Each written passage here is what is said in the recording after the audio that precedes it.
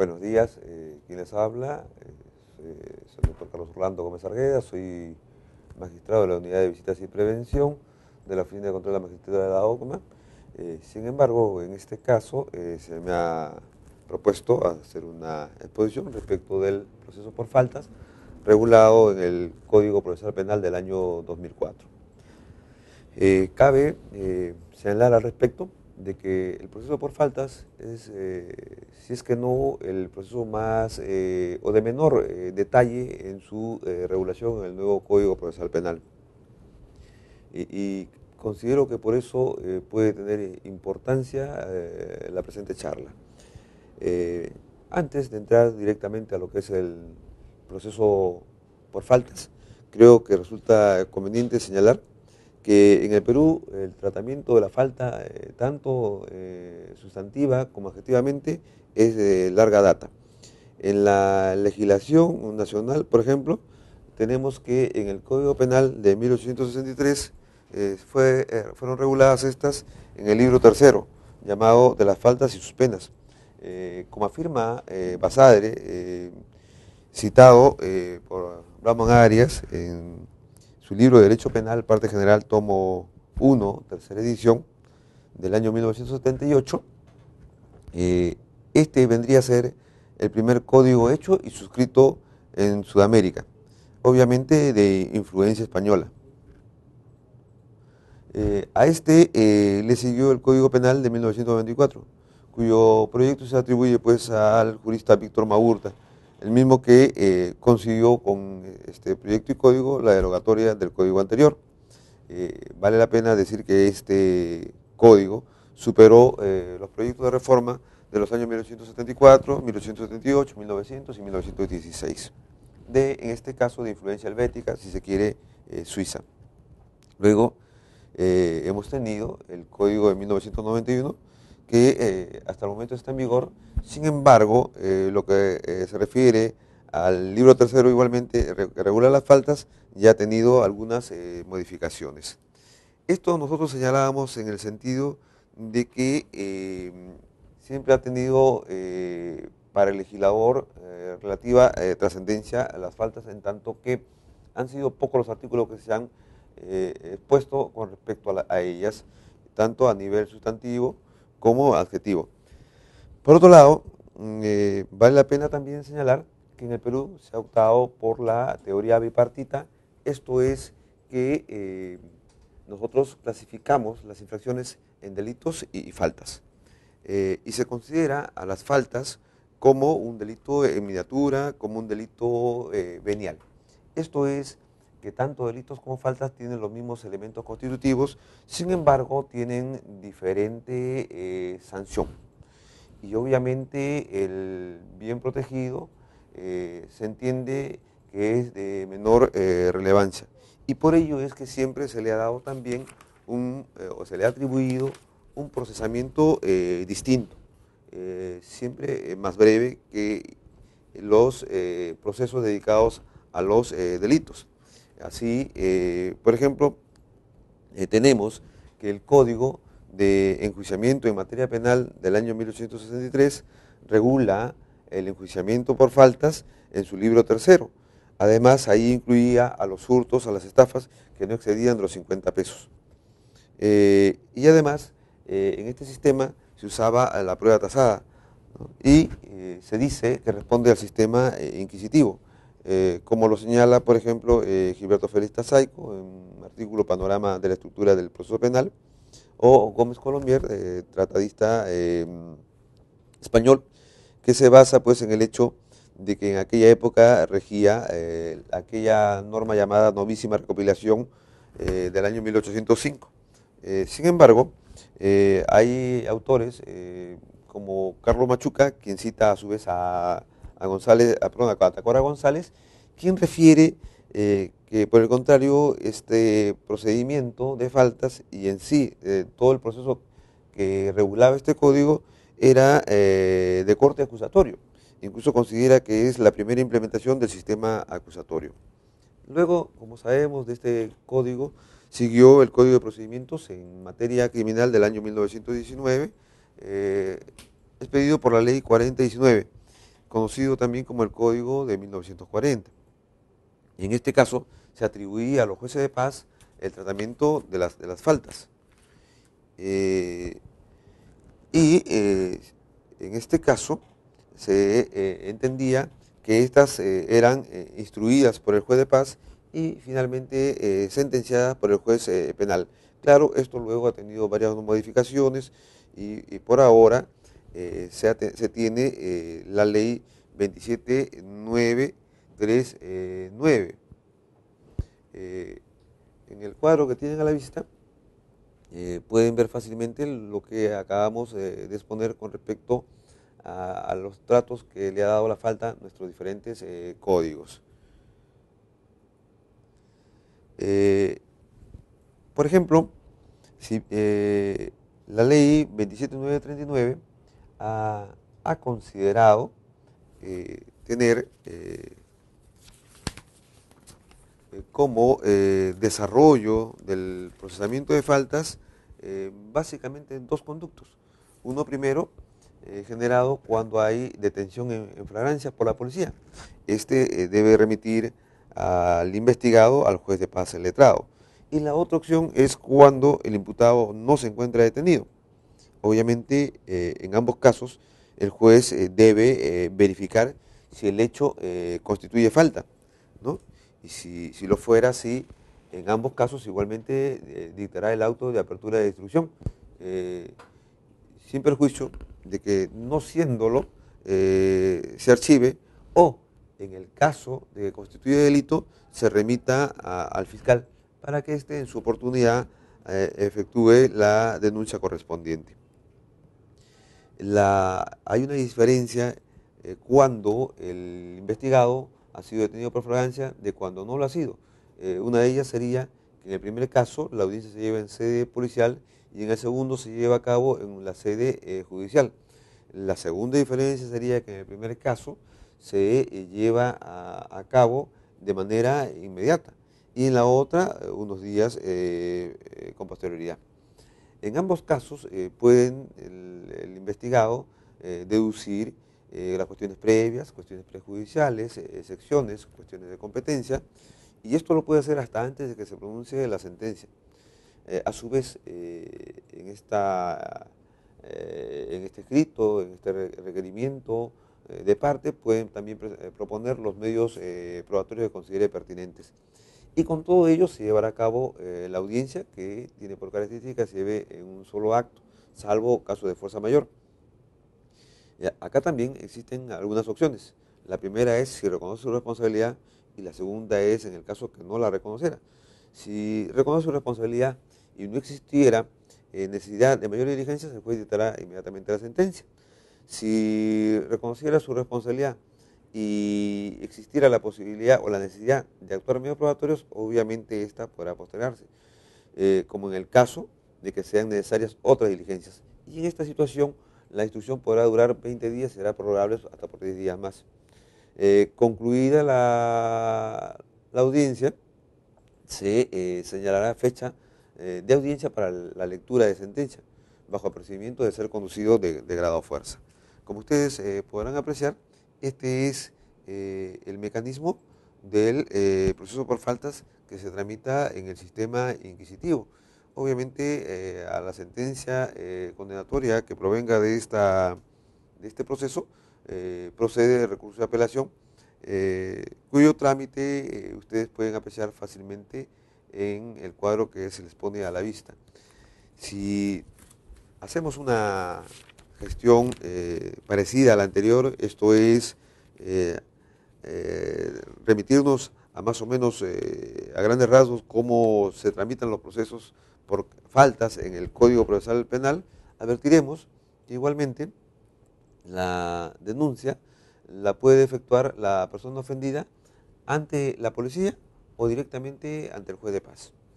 Si en el caso el juez considere que el hecho constituye falta, que no ha prescrito y que hay suficientes elementos que vinculan al imputado, entonces emitirá un auto de citación a juicio. Si esto no ocurre, podrá, como una primera opción, archivarlo, obviamente, cuando no constituya falta o haya prescrito, y en su defecto podrá también remitirlo a la policía para que hagan una indagación previa. En este caso, igualmente tendrá que pronunciarse de la misma forma que en el caso originario, esto es, dictando un auto de citación a juicio o archivando. Si emite el auto de citación a juicio, entonces la audiencia debe llevarse a cabo de manera inmediata, básicamente estando presentes el imputado y el agraviado y los órganos de prueba. Si, si es que no resulta imprescindible su convocatoria. La audiencia tiene las mismas características que en el proceso anterior, esto es que es breve y en este caso el juez suplirá, o por lo menos así se advierte del texto, o cuando menos se presume. Esto obviamente es uno de los temas que trataremos más adelante, pero por ahora quedemos en el hecho de que el juez en todo caso tendrá que hacer una breve relación de los cargos a partir del informe policial o de la querella, eso es, entiéndase, la denuncia de parte. Si el imputado admite su culpa, podrá emitirse sentencia. Si no lo hace y hay necesidad además de prueba, con posterioridad dictará la sentencia. Ese es más o menos el trámite en el nuevo modelo procesal. Obviamente a la sentencia condenatoria que provenga de este proceso, se puede interponer recurso de apelación en los términos que, al igual que en el cuadro anterior, también se advierte en este.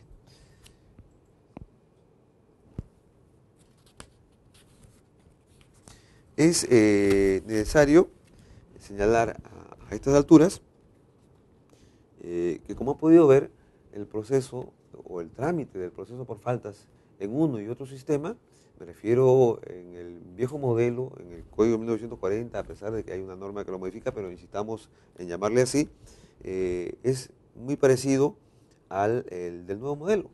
Es decir, la diferencia de un proceso y otro no radica precisamente en ellos mismos, sino radica en las características que algunos autores han denominado generales de los sistemas procesales penales.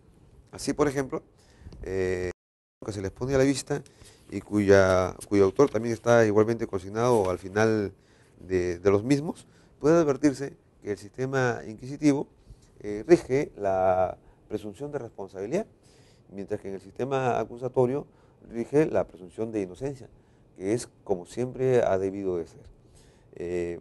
Así también tenemos que en el sistema inquisitivo tenemos una acumulación de funciones en el órgano jurisdiccional. Esto ya es harto conocido.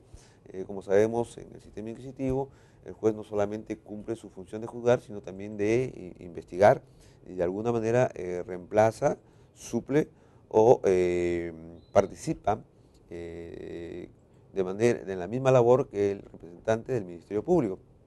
Mientras que en el nuevo modelo existe una separación de funciones llamada separación de roles o reconocimiento de roles.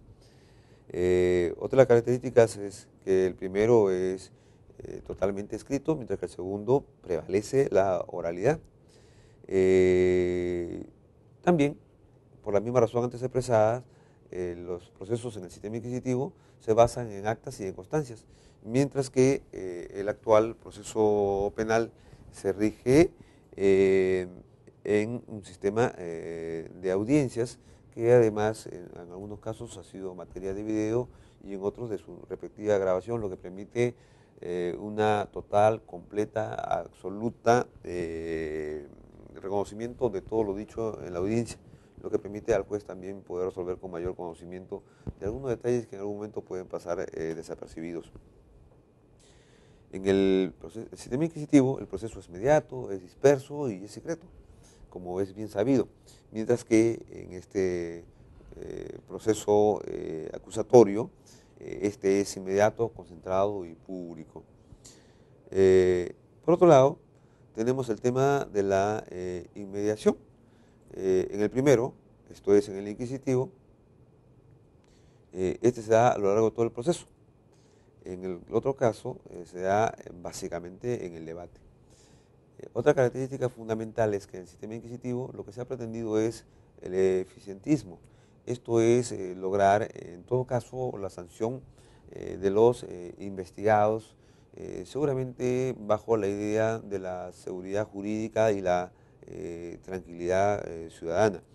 Sin embargo, ese no puede ser, como todos sabemos, el único motivo de la existencia de un proceso penal, sino además el garantismo, que implica un juicio justo. Y eso es lo que prevalece en este sistema acusatorio. En el sistema inquisitivo, el inculpado es objeto de investigación, mientras que en el otro es un sujeto de derechos.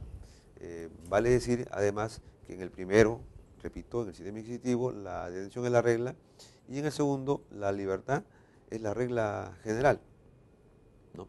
Además, la víctima que tiene derechos restringidos en el sistema inquisitivo se ve beneficiada en el nuevo modelo con un papel protagónico. Además tenemos también el tema del sistema probatorio. En uno funciona, aunque no se quiera, la tarifa legal, y en el otro la apreciación de prueba o su libre apreciación. Hay otras diferencias y distingos entre uno y otro proceso, como se puede apreciar de los cuadros que ustedes en estos momentos tienen a la vista, y que a estas alturas carece de objeto continuarlos en virtud de que el código está en vigor desde el año 2006 y ya es más o menos conocido. Sin embargo, hemos querido resaltar algunas de estas principales diferencias, porque son esas las que hacen que el Código Procesal Penal tenga un tratamiento diferente y por ahora algunas dificultades, como advertiremos más adelante. Antes de continuar con el tema que ya nos importa, que es propiamente las faltas, debo agregar que es muy importante en el nuevo modelo tener en claro cómo se introducen las pruebas al proceso, esto es, que van directamente al juicio sin que el juez encargado de esta etapa tenga conocimiento de la existencia clara y precisa de ellas. Más bien es el desarrollo de estas la que se va a generar dentro de dicha audiencia, y todo ello en virtud de los principios de oralidad, publicidad, inmediación y concentración que el artículo 356, numeral 1 del Código Procesal Penal del año 2004 reconoce como características claras y diferenciadoras del juzgamiento moderno. Dicho esto, solamente cabe resaltar que este sistema acusatorio tiene pues razones que justifican como las de una excesiva sobrecarga procesal, excesivo formalismo, escrituralidad, el fenómeno de la corrupción y otros que están viendo en el cuadro que se les pone a la vista, así como razones que justifican el nuevo modelo. Esto es pues básicamente el hecho de adecuar nuestras normas a los tratados internacionales de derechos humanos, como se puede apreciar. Bueno, yendo ya a lo que es nuestro tema propiamente dicho, esto es las faltas, tenemos que el Código Procesal Penal del año 2004 ha regulado el tema o proceso de las faltas en los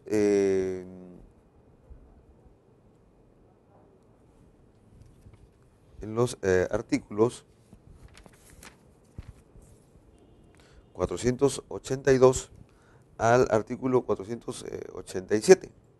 En el cuadro que se advierte se deja constancia de que existen algunos errores numéricos en la denominación de los artículos, pero reitero, es del artículo 482 al 487. Sin embargo, los subtítulos resultan correctos. Así tenemos pues el tema de la competencia, por la cual se establece que ésta corresponde a los jueces de paz letrado, y donde no existen estos, a los jueces de paz, ¿no? Ello en virtud de los artículos 30 y 482 del citado código. tiene señaladas como etapa la de iniciación, la de audiencia y obviamente dentro de estas la sentencia. Además se refiere a las medidas de coerción y regula el recurso de apelación. Con respecto a la iniciación, como ya se ha señalado, pero vale la pena resaltarlo ya en esta manera, ahora de manera más específica, se tiene que el ofendido puede accionar, uno, ante la policía y dos, directamente ante el juez, para lo cual luego de ello deberá de constituirse en querellante particular. Y en este caso, si el juez considera que el hecho constituye falta, la acción penal y la acción penal no ha prescrito, y de considerar indispensable una indagación previa, remitirá la misma a la policía más sus recaudos. Recibido este informe policial, si si los hechos constituyen falta, si la acción penal no ha prescrito y existen fundamentos razonables de su interpretación y de vinculación con el imputado, el juez dictará el auto de citación a juicio. Caso contrario, dictará un auto de archivamiento, contra el cual procede recurso de apelación. El auto de citación a juicio, si están presentes el imputado y el agraviado, puede disponer la celebración inmediata de la audiencia. También debe contarse con los órganos de prueba, salvo que no sean imprescindibles. También hay la celebración inmediata de la audiencia si el imputado ha reconocido la falta que se le atribuye. De no ser posible la celebración inmediata de la audiencia, se fijará la fecha más próxima de instalación del juicio, convocándose al imputado, al agraviado y a los testigos que correspondan. En lo que corresponde a la audiencia tenemos que ésta se debe instalar con la presencia del imputado, su defensor y, de ser el caso, con la concurrencia del querellante y su defensor. Si el imputado no tiene abogado, se le nombrará uno de oficio. El juez efectuará una breve relación de los cargos que aparecen del informe policial o de la querella. Cuando se encontrare presente el agraviado, el juez instará una posible consignación y la celebración de un acuerdo reparatorio, de ser el caso. Si se produce, se homologa uno y otro y se da por concluido. Ya no ser posible la conciliación o el acuerdo, se preguntará al imputado si admite su culpabilidad. Si lo hace y no es necesario otros actos de prueba, el juez dará por concluido el debate y dictará inmediatamente la sentencia correspondiente, la que puede ser pronunciada verbalmente y se protocolizará luego por escrito. Si el imputado no admite los cargos, de inmediato se le interrogará luego a la persona ofendida y si está presente, y seguidamente se recibirán las pruebas admitidas y las que han presentado las partes, siguiendo obviamente las reglas ordinarias del proceso común. Claro, obviamente adecuadas a este tipo de proceso, esto es, ajustadas a la brevedad y la simpleza de los procesos por falta. La audiencia, como ya se ha señalado, debe realizarse en una sola sesión y podrá suspenderse hasta por un plazo no mayor de 3 días, de oficio a pedido de parte, cuando resulte imprescindible la actuación de algún medio probatorio. Transcurrido dicho plazo, el juez debe proseguir conforme a las reglas generales con dicha audiencia, aún a falta del testigo o del perito requerido. Y luego, escuchando los alegatos orales, el juez dictará la sentencia en ese acto o dentro de tercero día, con lo que se dará por culminado. En lo que respecta a las medidas de coerción, el juez solo podrá dictar mandato de comparecencia sin restricciones contra el imputado. Y si no se hace presente, podrá hacerlo comparecer por medio de la fuerza. Esta parte de nuestro Código Procesal Penal también hace referencia de que el juez de paz puede ordenar la prisión preventiva hasta que se realice y culmine la audiencia, luego de lo cual se le dará su inmediata libertad, dejando en claro que en dicho caso obviamente debe celebrarse la audiencia de manera inmediata. Y tenemos también el recurso de apelación, que procede pues contra la sentencia y que el juez de paz deberá elevar en el día al juez penal. Me refiero al juez penal, debe resolver en el plazo improrrogable de 10 días, con el solo mérito de lo actuado. Si no hay la necesidad de una concreta actuación probatoria del recurrente, en cuyo caso se procederá conforme a las reglas comunes, en cuanto se adecúen a su brevedad y simpleza, como ya hemos señalado.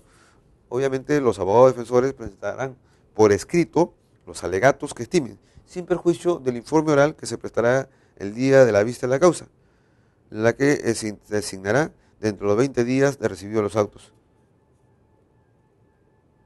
Contra esta sentencia, cabe resaltar que no procede recurso alguno y que la ejecución de la misma corresponde al juez que la emitió, llámese en este caso juez de primera instancia. Este extremo del Código Procesal Penal, el Código Ritual, permite también el desistimiento y la transacción. Como habrán advertido aquellos que ya tienen conocimiento del proceso por faltas, como ya hemos dicho, este código rige del año 2006 y estamos traspasando los 6 años. En consecuencia, para aquellos que ya tienen un conocimiento más o menos claro, sin perjuicio de aquellos que obviamente tienen un mucho mayor conocimiento de este tema, ya habrán advertido algunas aparentes contradicciones o contrariedades en las normas estas señaladas.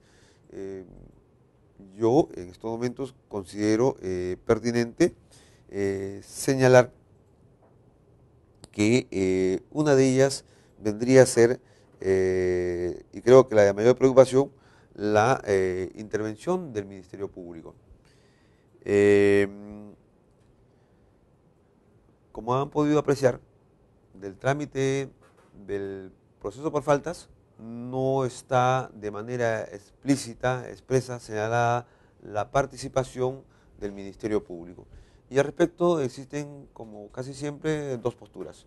Una primera que señala que el Código Procesal Penal de corte acusatorio garantista con rasgos adversariales no ha hecho ningún distingo entre delitos y faltas con respecto a las partes procesales, en todo caso a las partes que deben intervenir en un proceso de manera clara. Y que el hecho de que no se haya citado, en todo caso, implicaría un recorte de la actuación del Ministerio Público. Es decir, que como rige el mismo sistema para ambos casos de proceso, me refiero a delitos y faltas, dicen que entonces que debiera también participar el Ministerio Público. Por otro lado, tenemos la posición contraria, quienes señalan que en este tipo de procesos no debe de participar el Ministerio Público en virtud de que en principio el proceso por faltas no es propiamente un proceso penal, en todo caso, al ser llevado, conducido por el juez de paz, tiene una naturaleza mixta. Claro, desde luego hay quienes dicen lo contrario, que precisamente por estar regulado en el Código Procesal Penal, eso ratifica su naturaleza penal. Sin embargo, reitero, uno de los primeros argumentos de esta otra postura es que se lleva adelante ante un juzgado mixto, que por lo general ve básicamente causas civiles. Una segunda argumentación sería el hecho de que este es una causa de interés privado, que solo importa al agraviado. Consecuentemente, este debe de asumir dicha responsabilidad.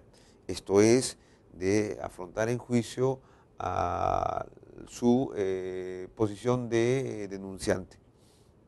Y que para ello el artículo 483, numeral 1 del Código Procesal Penal, obliga a que la persona del ofendido por una falta, y que a su vez ha denunciado esto ante la policía o directamente ante el juez, debe constituirse como querellante particular. Y siendo esto así, entonces consideran que es válido dirigirse entonces al artículo 108 del mismo Código Procesal Penal, el que regula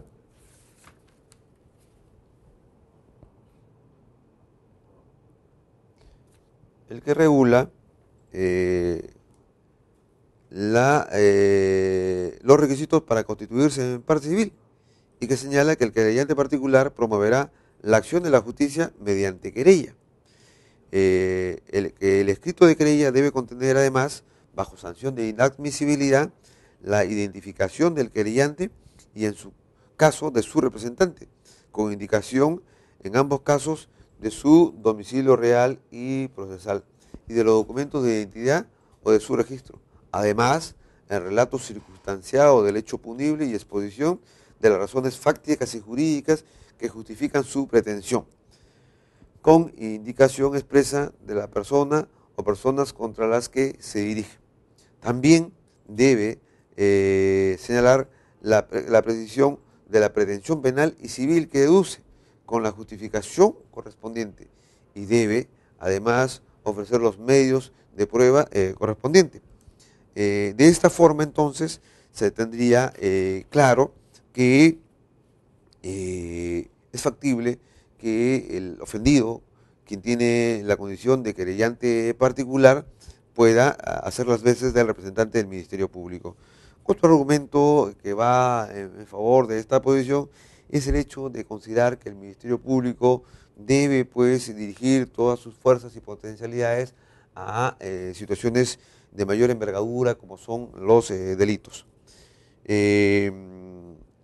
En esta posición tenemos argumentos interesantes, como el que genera Armenta Deu, quien señala que la no participación del Ministerio Público y por ende la inexistencia de una acusación propiamente dicha no atenta contra el debido proceso del sistema adversarial, y que considera que la declaración del denunciante afirmando los hechos tendrá el valor de acusación, aunque no califique ni señale la pena, que obviamente es una de las condiciones de una acusación fiscal. Claro, para algunos autores, en este caso, dicen que ello es así en virtud de que además el juez, siendo director del proceso, puede fácilmente señalar cuáles son los cargos, como lo señalaba el artículo 483 ya antes leído, e incluso de alguna manera comentado para su mayor entendimiento y rapidez de la explicación de dicho proceso. Hay quienes señalan además que esto también resulta correcto en virtud de que el principio contradictorio que regula en esencia los procesos del Código Procesal Penal, en el caso del proceso por faltas, debe ser matizado y relativizado, ¿no? Dejando de lado los excesivos formalismos, ¿no? A efecto de lograr una compatibilidad entre los principios de oralidad, concentración y rapidez, de tal suerte que la acusación podría manifestarse de varias formas, entre ellas esto es, de que el querellante particular pueda, pues, en su querella, en sus argumentos, dejar establecida la condición de una acusación. Y claro, se basan en algunos pronunciamientos efectuados por el Tribunal Constitucional Español en virtud de intereses más o menos parecidos a los que advertimos acá. Quienes están en la posición contraria refieren que ello no resulta del todo cierto, en tanto que en otros países sí es posible, y además es verdad que en los procesos por falta participa el representante del Ministerio Público de manera activa, como si fuese un delito, como ocurre en Chile y en la propia España, aunque, como ya hemos señalado antes, se ha relativizado dicha participación, ¿no? Haciendo que incluso en algunos casos sea citado a efecto de que éste determine si puede o no participar en dicho proceso. Quienes se oponen al querellante particular, a la acusación de parte, señalan que además en nuestro país ello se dificulta en virtud de que, como ustedes saben, al haberse establecido en nuestro Código Penal que las faltas pueden ser contra las personas, contra el patrimonio, contra las buenas costumbres, contra la seguridad pública y contra la tranquilidad pública, sabemos que claramente que las faltas contra la tranquilidad pública, el agraviado es básicamente la sociedad, que situación similar ocurre con la seguridad pública y en muchos casos con las faltas contra las buenas costumbres. Entonces dicen, si es que es la sociedad quien la agraviada, ¿quién va a salir a juicio? ¿Quién va a salir a juicio? ¿No? Y dicen que incluso ello sería una de las razones por las cuales existen pocos procesos por la comisión de faltas contra estos bienes jurídicos. Por otro lado, si bien es cierto, queda claro quiénes son, dicen, los agraviados en las faltas contra las personas y contra el patrimonio, cierto es que también puede ocurrir que la víctima, el agraviado en estas faltas contra la persona y el patrimonio, no se encuentren pues presentes en el lugar donde se va a procesar por diversas razones, ¿no? Entre ellas por no ser de dicho lugar o por haber emigrado o salido de viaje, lo cual dificultaría también que el proceso pudiera avanzar, a decir de ellos. Este es un tema que aún no ha encontrado una respuesta clara de la Judicatura Nacional ni de la doctrina del país. No es tan fácil tomar una decisión, sin embargo, pareciera que del texto de los artículos que regulan los procesos por faltas, al haberse de manera clara señalado que el ofendido, el agraviado, debe constituirse en querellante particular, pareciera que en realidad la finalidad sería de que no participe el Ministerio Público. Por otro lado, no resulta tan válido ni tan sólido el hecho de que porque en un determinado país participe el Ministerio Público en los procesos por faltas, deba también el país participar el Ministerio Público en tales procesos, ¿no? Todos sabemos que las normas legales, las leyes, los códigos que las contienen, pueden regularse de acuerdo a las necesidades de cada sociedad. Y entonces creo que resulta comprensible que en este tipo de procesos no participe el Ministerio Público. Posiblemente haya que hacer algún tipo de adecuación, adaptación con respecto a las faltas en las que la sociedad es la directamente ofendida. Sin embargo,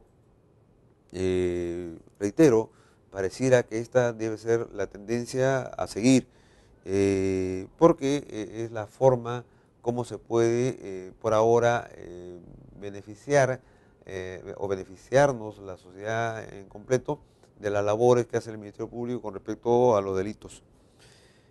Porque obviamente estas decisiones tienen que ver también con las abundancias y carencias que tiene un determinado país. Hay otro tema que también resulta trascendente y se desprende del texto de las faltas. Esto es lo referido al desistimiento. No hay que confundir obviamente el desistimiento expreso, que de manera conjunta con la transacción, el artículo 487 del citado Código Ritual Penal señala que es procedente si es que así lo decide el agraviado o querellante, sino que es necesario precisar que nos referimos al desistimiento tácito. ¿Y por qué hacemos referencia al desistimiento tácito si es que en los artículos específicos que regulan el proceso por faltas no se hace referencia a él? Bueno, se hace porque el artículo 107 del cuerpo de ley ya citado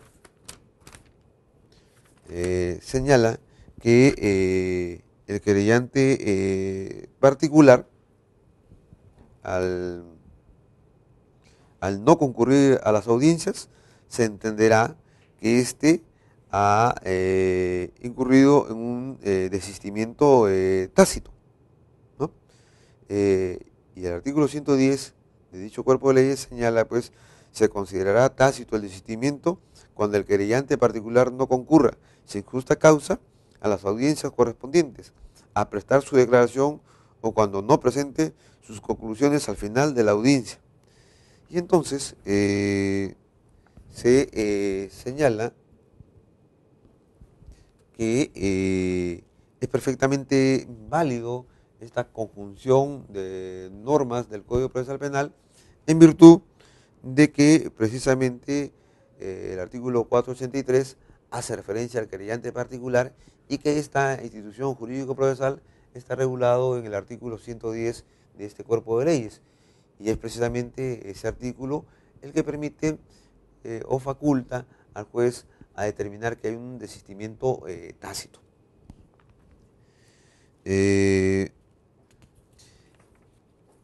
Por el otro lado, hay quienes dicen que ello no resulta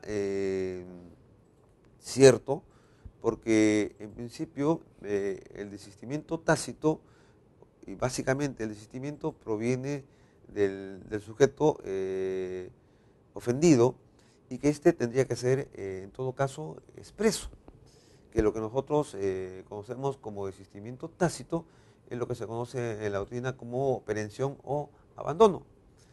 Y entonces no sería pertinente declarar el desistimiento tácito por inconcurrencia a las audiencias, más aún cuando el abandono o perención tienen otras formas para ser generados. Esto es en principio un mayor transcurso del tiempo.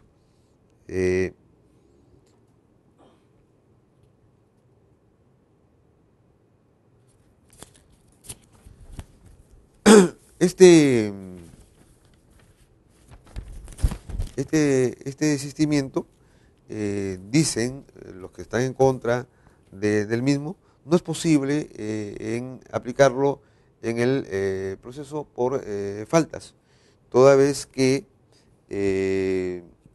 no es necesaria la participación del ofendido en este tipo de procesos. Y ello se desprende, en principio señalan, del artículo 483.1 que hace referencia a que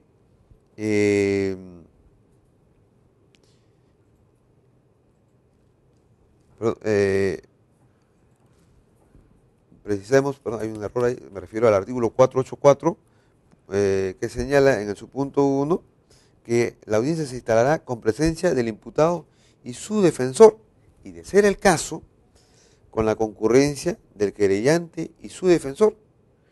Esto es, que no resulta obligatoria la participación, concurrencia del agraviado.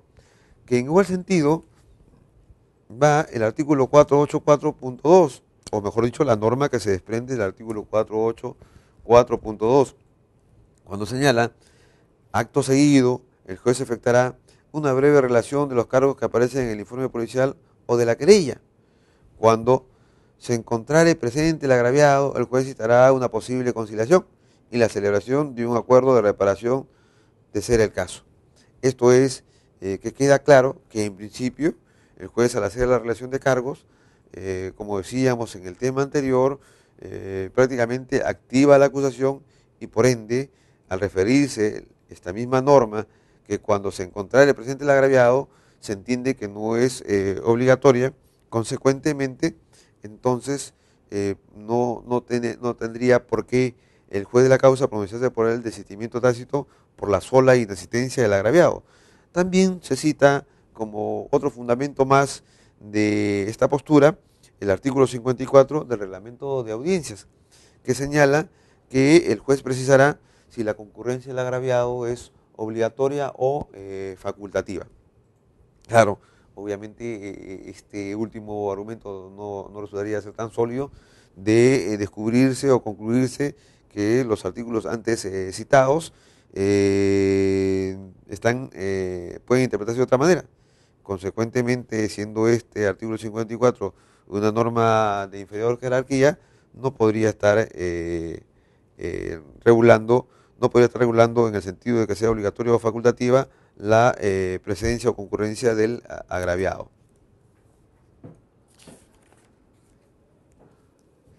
Otro argumento en favor de que debe de determinarse el desistimiento tácito por inconcurrencia del agraviado es que se vulnera el principio contradictorio. Pues dice, y algunos dicen que no se vulnera además el principio de contradictorio, pues dice que no implica necesariamente la presencia del agraviado. Y se basa en el hecho de que este Código Procesal Penal, que tiene como base la contradicción de las partes, no siempre exige la presencia de ambas, como ocurre en el caso de la audiencia de sobreseimiento de la etapa intermedia.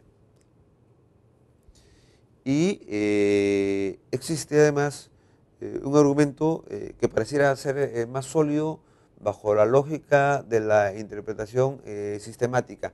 Esto es que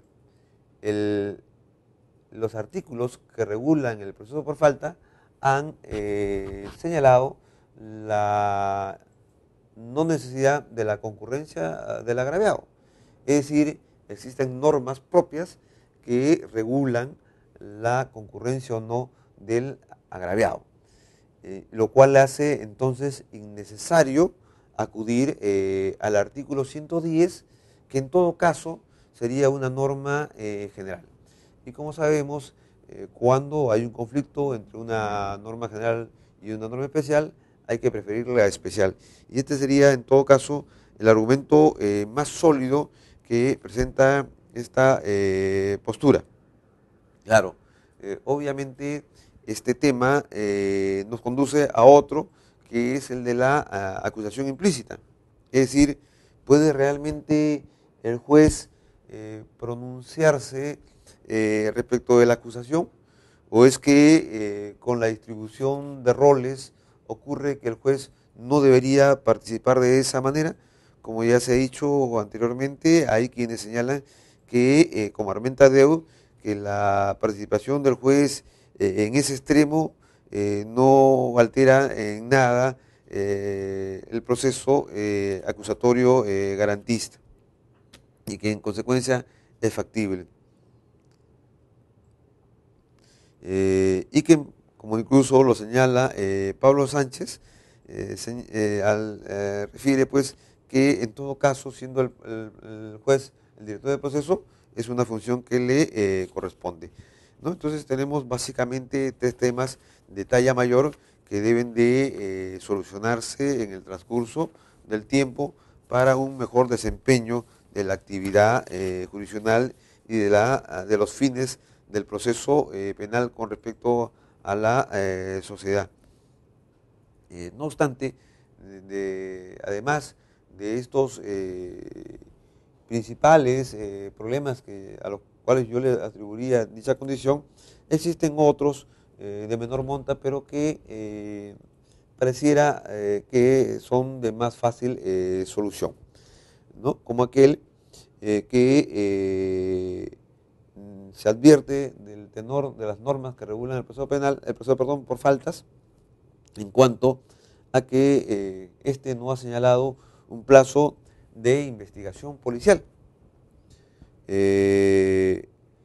Y ello obviamente tiene algún tipo de consecuencias en el proceso por faltas, toda vez de que es de corta prescripción.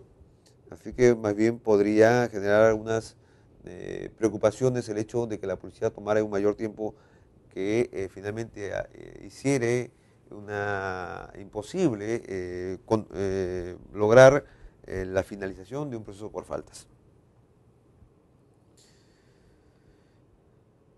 Y nos referimos, obviamente, tanto a la investigación policial o indagación, que se inicie pues a mérito del agraviado, como por mandato judicial. Otro tema que también preocupa en la normatividad del proceso por faltas es el hecho de que tampoco se ha fijado un plazo dentro del cual debe de señalarse la realización de la audiencia, que no se realiza de manera inmediata como ocurre en los casos de flagrancia. Entonces, no se ha señalado un plazo para ello y obviamente todos sabemos que los plazos se señalan pues por mandato legal y también por mandato judicial. Seguramente esta debe ser la solución. El juez con un mayor criterio y discrecionalidad deberá seguramente optar por un plazo bastante breve a efecto de no perjudicar el desarrollo del proceso y finalmente su solución judicial. También, como se ha advertido de uno de los artículos, esto es el 485 numeral 2, se le ha facultado al juez para que dicte prisión preventiva a los imputados que no se han presentado a la audiencia y esta durará hasta su conclusión. Esto que parece lógico y parece natural, pues justamente la prisión preventiva, una de sus finalidades es asegurar la presencia del imputado en el juicio, ¿no? Para el tema de faltas no pareciera tan lógico en virtud de que, como sabemos, el artículo 268 del Código Procesal Penal, que regula dicha institución jurídico-procesal, tiene como uno de sus presupuestos materiales que la sanción a imponerse sea más de 4 años de pena privativa de la libertad.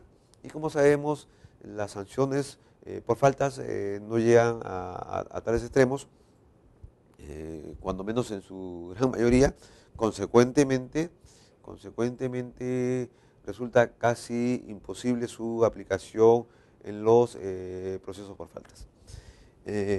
Básicamente estos son los inconvenientes que se encuentran en los procesos por faltas. Repetimos, uno de ellos es la participación o no del Ministerio Público. Segundo es el determinar si existe un desistimiento tácito en los procesos por faltas. Luego tenemos el tema de la acusación implícita, si es válida. Por otro lado, el tema de los plazos para la investigación procesal, perdón, la investigación policial, así también la determinación de un plazo para la realización de la audiencia, que no es inmediata, y la posibilidad de dictar una prisión preventiva. Como ustedes ya habrán advertido,